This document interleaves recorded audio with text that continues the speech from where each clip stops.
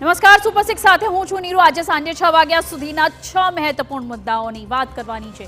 Super સિક્સમાં સૌથી મહત્વના 6 મુદ્દાઓ જોઈશું। આજે જાણીશું કે રાજ્યમાં બૂટલેગરો જ નહીં, પ્રધાન પુત્રો પણ દાદાગીરીમાં વટાવી રહ્યા છે હદ।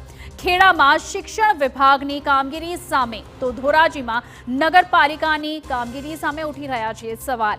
અને મહાકુંભમાં ડિજિટલ સ્નાનને લઈને મચી ગઈ છે બબાલ। આ તમામ મુદ્દે જોઈશું અને વિગતે કરીશું વાત, પરંતુ સૌથી પહેલા વાત મુદ્દાની।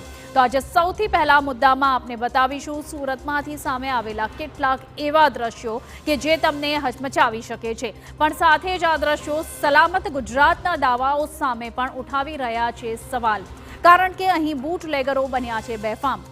બીજા મુદ્દામાં નિહાળીશું અરવલ્લીમાંથી સામે આવી રહેલા એ દ્રશ્યો કે જેમાં પ્રધાન પુત્રની દાદાગીરી કેમેરામાં થઈ ગઈ છે કેદ। સવાલ એ છે કે કેમ નેતાઓના સંતાનો જ કાયદો અને વ્યવસ્થાને હાથમાં લઈ તંત્રને ફેંકી રહ્યા છે પડકાર। ત્રીજા મુદ્દામાં વાત તંત્રની લાલિયાવાડીની। ધોરાજીમાં 150 ફૂટની ઊંચાઈ પર કોઈ પણ સલામતી વિના, સાધનો વિના જ શ્રમિકો પાસે કરાવાઈ રહ્યું છે કામ। સવાલ એ કે જો કોઈ દુર્ઘટના ઘટી તો જવાબદારી કોની? અને આગળ ચોથા મુદ્દામાં વાત છે શાળાની। શાળા છે, સુવિધા છે, પણ ભણાવનારા શિક્ષકો જ નથી। જી હા, આ છે આજનો ચોથો મુદ્દો।